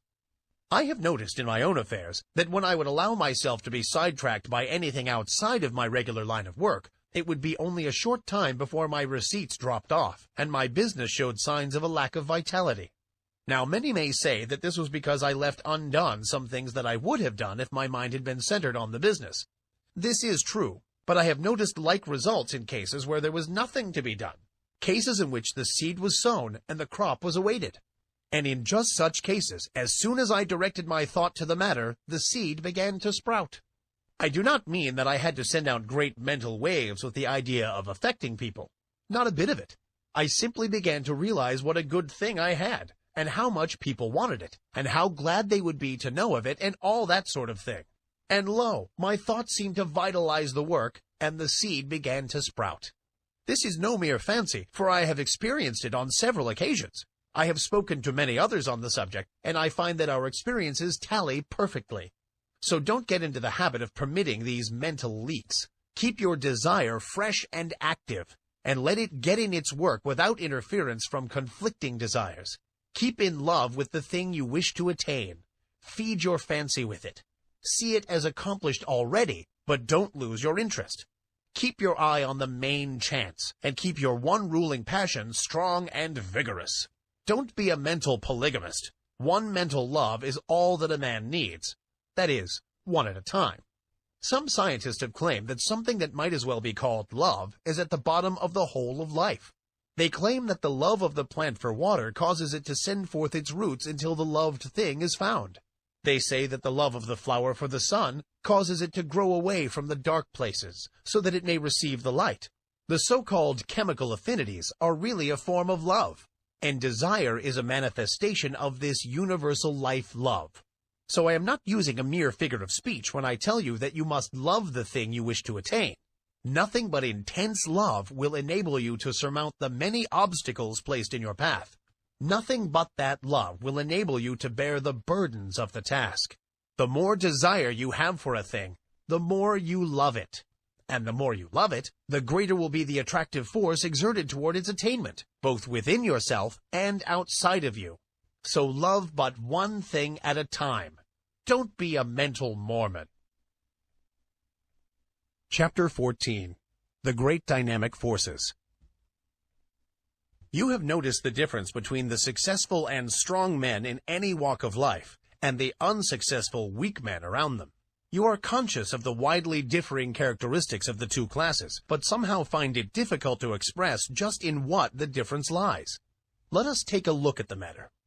Burton said, "The longer I live, the more certain I am that the great difference between men, the feeble and the powerful, the great and the insignificant, is energy and invincible determination, a purpose once fixed, and then death or victory. That quality will do anything that can be done in this world, and no talents, no circumstances, no opportunities will make a two-legged creature a man without it." I do not see how the idea could be more clearly expressed than Burton has spoken. He has put his finger right in the center of the subject. His eye has seen into the heart of it. Energy and invincible determination. These two things will sweep away mighty barriers and will surmount the greatest obstacles. And yet, they must be used together. Energy without determination will go to waste. Lots of men have plenty of energy. They are full to overflowing with it. And yet, they lack concentration. They lack the concentrated force that enables them to bring their power to bear upon the right spot. Energy is not nearly so rare a thing as many imagine it to be.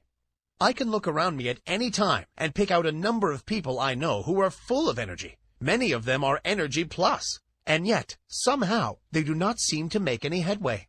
They are wasting their energy all the time. Now they are fooling with this thing, now meddling with that.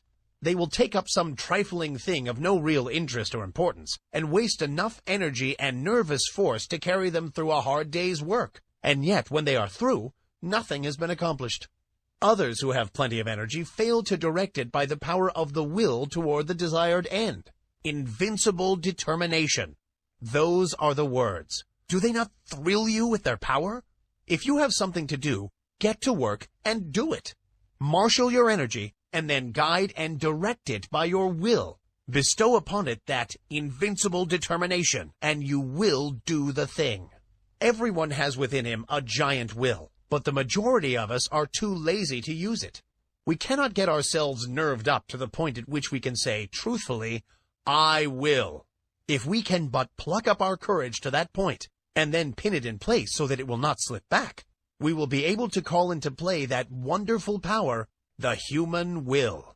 Man, as a rule, has but the faintest conception of the power of the will. But those who have studied along the occult teachings know that the will is one of the great dynamic forces of the universe, and if harnessed and directed properly, it is capable of accomplishing almost miraculous things.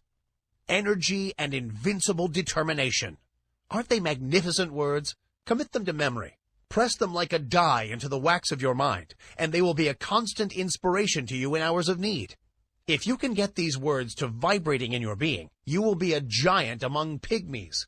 Say these words over and over again, and see how you are filled with new life. See how your blood will circulate, how your nerves will tingle. Make these words a part of yourself, and then go forth anew to the battle of life, encouraged and strengthened. Put them into practice. Energy and invincible determination. Let that be your motto in your workaday life, and you will be one of those rare men who are able to do things. Many persons are deterred from doing their best by the fact that they underrate themselves by comparison with the successful ones of life, or rather, overrate the successful ones by comparison with themselves. One of the curious things noticed by those who are brought in contact with the people who have arrived is the fact that these successful people are not extraordinary after all. You meet with some great writer, and you are disappointed to find him very ordinary indeed. He does not converse brilliantly, and in fact, you know a score of everyday people who seem far more brilliant than this man, who dazzles you by his brightness in his books. You meet some great statesman, and he does not seem nearly so wise as lots of old fellows in your own village, who waste their wisdom upon the desert air. You meet some great captain of industry, and he does not give you the impression of the shrewdness so marked in some little bargain-driving trader in your own town. How is this, anyway? Are the reputations of these people fictitious? Or what is the trouble? The trouble is this. You have imagined these people to be made of superior metal, and are disappointed to find them made of the same stuff as yourself and those about you. But, you ask, wherein does their greatness of achievement lie? Chiefly in this. Belief in themselves and in their inherent power, in their faculty to concentrate on the work at hand when they are working, and in their ability to prevent leaks of power when they are not working. They believe in themselves and make every effort count. Your village wise man spills his wisdom on every corner and talks to a lot of fools, when if he really were wise, he would save up his wisdom and place it where it would do some work. The brilliant writer does not waste his wit upon every corner. In fact, he shuts the drawer in which he contains his wit, and opens it only when he is ready to concentrate and get down to business. The captain of industry has no desire to impress you with his shrewdness and smartness. He never did, even when he was young. While his companions were talking and boasting, and blowing, this future successful financier was sawing wood and saying nothing. The great people of the world, that is, those who have arrived, are not very different from you, or me, or the rest of us. All of us are about the same at the base. You have only to meet them to see how very ordinary they are after all. But don't forget the fact that they know how to use the material that is in them, while the rest of the crowd does not, and in fact, even doubts whether the true stuff is there. The man or woman who gets there usually starts out by realizing that he or she is not so very different after all from the successful people that they hear so much about.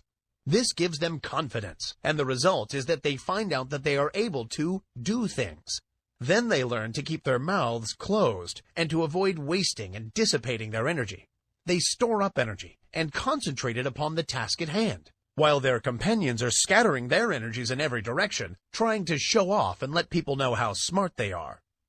The man or woman who gets there prefers to wait for the applause that follows deed accomplished, and cares very little for the praise that attends promises of what we expect to do someday, or an exhibition of smartness without works. One of the reasons that people who are thrown in with successful men often manifest success themselves is that they are able to watch the successful man and sort of catch the trick of his greatness. They see that he is an everyday sort of man, but that he thoroughly believes in himself, and also that he does not waste energy, but reserves all his force for the actual tasks before him. And, profiting by example, they start to work and put the lesson into practice in their own lives. Now, what is the moral of this talk? Simply this: don't undervalue yourself or overvalue others. Realize that you are made of good stuff, and that locked within your mind are many good things. Then get to work and unfold those good things, and make something out of that good stuff. Do this by attention to the things before you, and by giving to each the best that is in you, knowing that plenty of more good things are in you, ready for the fresh tasks that will come. Put the best of yourself into the undertaking on hand, and do not cheat the present task in favor of some future one. Your supply is inexhaustible. And don't waste your good stuff on the crowd of gapers, watchers, and critics who are standing around watching you work. Save your good stuff for your job, and don't be in too much of a hurry for applause. Save up your good thoughts for copy if you are a writer. Save up your bright schemes for actual practice if you are a businessman. Save up your wisdom for occasion if you're a statesman. Avoid the desire to scatter your pearls before the gaping crowd that wants to be entertained by a free show. Nothing very high about this teaching, perhaps, but it is what many of you need very much. Stop fooling and get down to business. Stop wasting good raw material and start to work making something worthwhile. Chapter 15. Claiming Your Own. In a recent conversation, I was telling a woman to pluck up courage and to reach out for a certain good thing for which she had been longing for many years, and which at last appeared to be in sight. I told her that it looked as if her desire was about to be gratified, that the law of attraction was bringing it to her.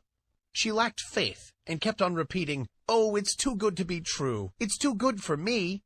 She had not emerged from the worm of the dust stage, and although she was in sight of the promised land, she refused to enter it because it was too good for her.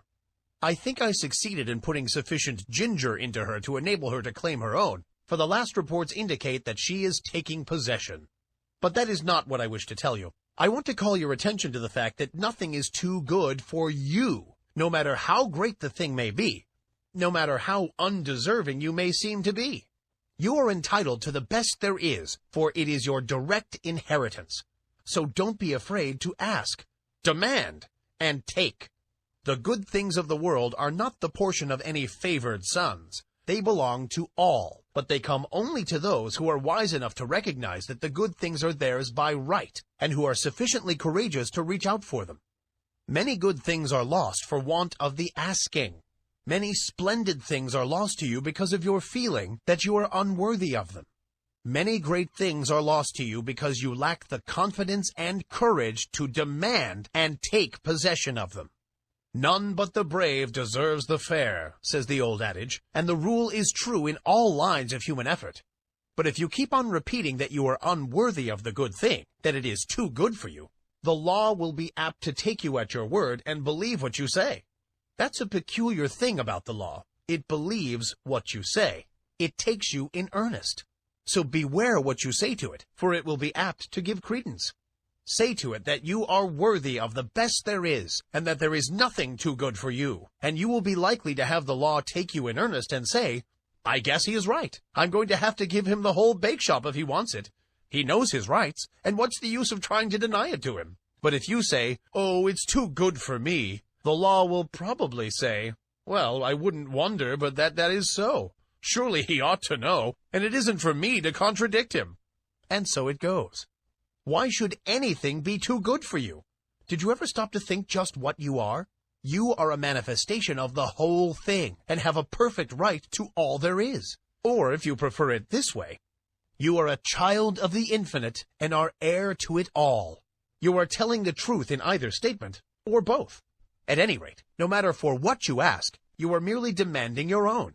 And the more in earnest you are about demanding it, the more confident you are of receiving it, the more will you use in reaching out for it, the surer you will be to obtain it. Strong desire, confident expectation, courage and action, these things bring to you your own. But before you put these forces into effect, you must awaken to a realization that you are merely asking for your own, and not for something to which you have no right or claim. So long as there exists in your mind the last sneaking bit of doubt as to your right to the things you want, you will be setting up a resistance to the operation of the law. You may demand as vigorously as you please, but you will lack the courage to act if you have a lingering doubt of your right to the thing you want. If you persist in regarding the desired thing as if it belonged to another instead of to yourself, you will be placing yourself in the position of the covetous or envious man, or even in the position of a tempted thief. In such a case, your mind will revolt at proceeding with the work, for it instinctively will recoil from the idea of taking what is not your own. The mind is honest.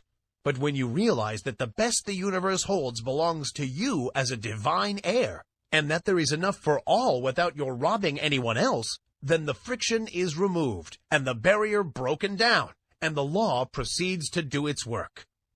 I do not believe in this humble business. This meek and lowly attitude does not appeal to me. There is no sense in it at all. The idea of making a virtue of such things, when man is the heir of the universe and is entitled to whatever he needs for his growth, happiness, and satisfaction. I do not mean that one should assume a blustering and domineering attitude of mind. That is also absurd, for true strength does not so exhibit itself. The blusterer is a self-confessed weakling. He blusters to disguise his weakness.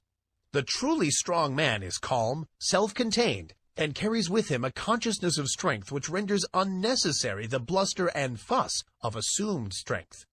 But get away from this hypnotism of humility, this meek and lowly attitude of mind. Remember the horrible example of Uriah Heep, and beware of imitating him.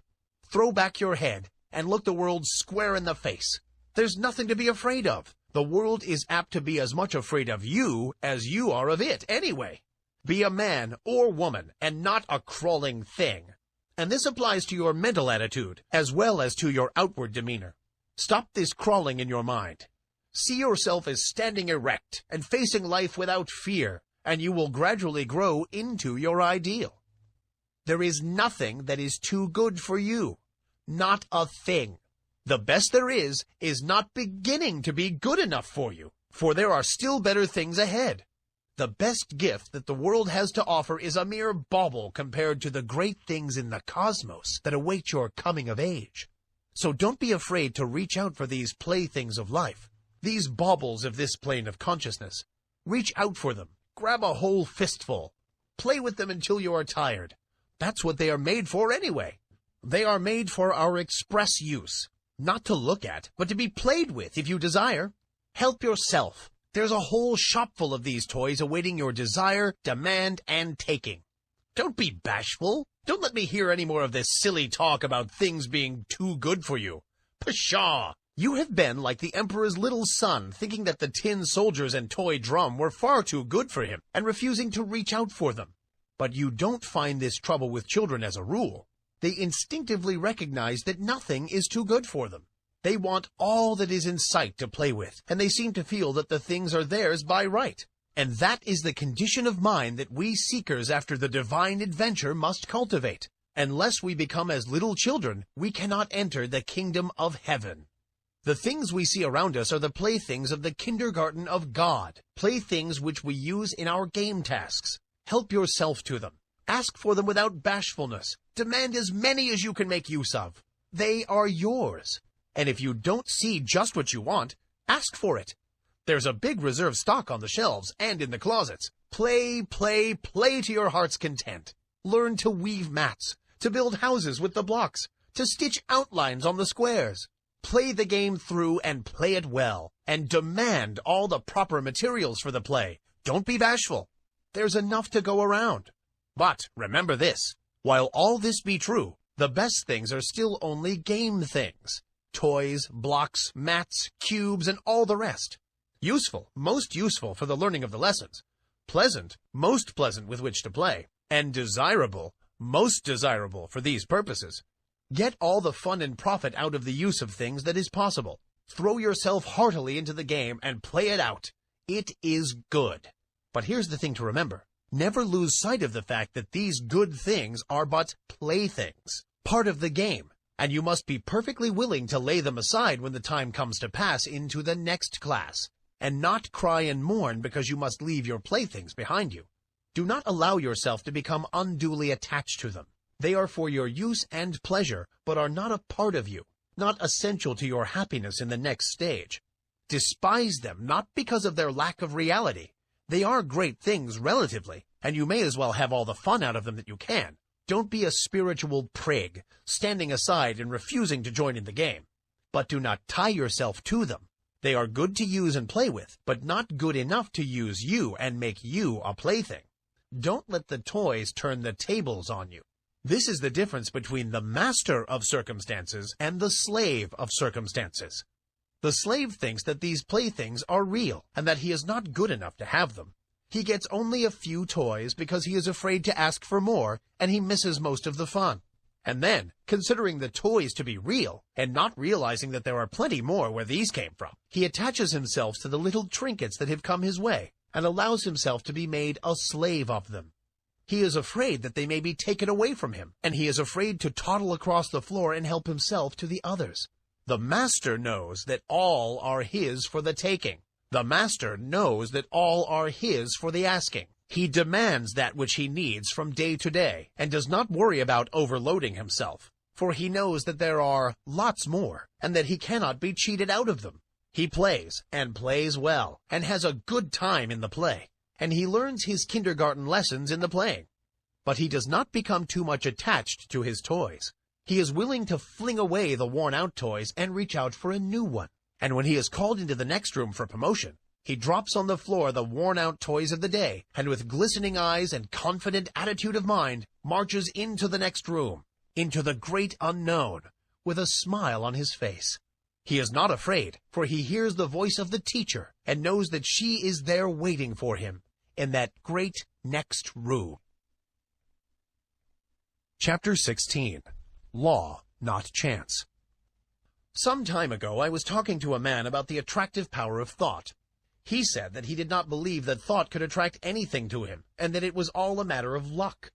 He had found, he said, that ill luck relentlessly pursued him, and that everything he touched went wrong. It always had and always would, and he had grown to expect it. When he undertook a new thing, he knew beforehand that it would go wrong and that no good would come of it.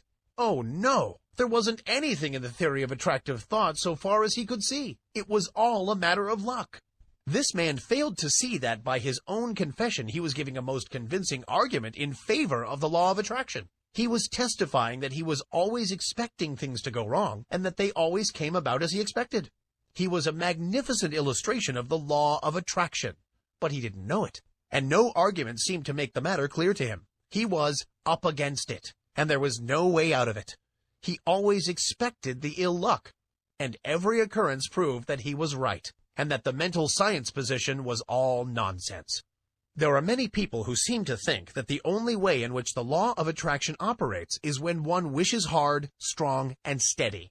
They do not seem to realize that a strong belief is as efficacious as a strong wish. The successful man believes in himself and his ultimate success, and, paying no attention to little setbacks, stumbles, tumbles, and slips, presses on eagerly to the goal, believing all the time that he will get there. His views and aims may alter as he progresses, and he may change his plans or have them changed for him, but all the time he knows in his heart that he will eventually get there. He is not steadily wishing he may get there. He simply feels and believes it, and thereby sets to operation the strongest forces known in the world of thought. The man who just as steadily believes he is going to fail will invariably fail. How could he help it? There is no special miracle about it. Everything he does, thinks, and says is tinctured with the thought of failure. Other people catch his spirit and fail to trust him or his ability, which occurrences he in turn sets down as but other exhibitions of his ill luck, instead of ascribing them to his belief and expectation of failure. He is suggesting failure to himself all the time, and he invariably takes on the effect of the auto-suggestion. Then again, he, by his negative thoughts, shuts up that portion of his mind from which should come the ideas and plans conducive to success, and which do come to the man who is expecting success because he believes in it. A state of discouragement is not the one in which bright ideas come to us. It is only when we are enthused and hopeful that our minds work out the bright ideas which we may turn to account. Men instinctively feel the atmosphere of failure hovering around certain of their fellows, and on the other hand recognizes something about others which leads them to say, when they hear of a temporary mishap befalling such a one, "Oh, he'll come out of it all right somehow. You can't down him." It is the atmosphere caused by the prevailing mental attitude. Clear up your mental atmosphere. There is no such thing as chance. Law maintains everywhere, and all that happens because of the operation of law. You cannot name the simplest thing that ever occurred by chance. Try it, and then run the thing down to a final analysis, and you will see it as the result of law. It is as plain as mathematics. Plan and purpose, cause and effect. From the movements of worlds to the growth of the grain of mustard seed, all the result of law. The fall of the stone down the mountainside is not chance. Forces which had been in operation for centuries caused it. And back of that cause were other causes, and so on until the causeless cause is reached. And life is not the result of chance. The law is here too. The law is in full operation whether you know it or not, whether you believe in it or not. You may be the ignorant object upon which the law operates, and bring yourself all sorts of trouble because of your ignorance of or opposition to the law. Or you may fall in with the operations to the law, get into its current, as it were, and life will seem a far different thing to you. You cannot get outside of the law by refusing to have anything to do with it. You are at liberty to oppose it and produce all the friction you wish to. It doesn't hurt the law, and you may keep it up until you learn your lesson. The law of thought attraction is one name for the law, or rather for one manifestation of it.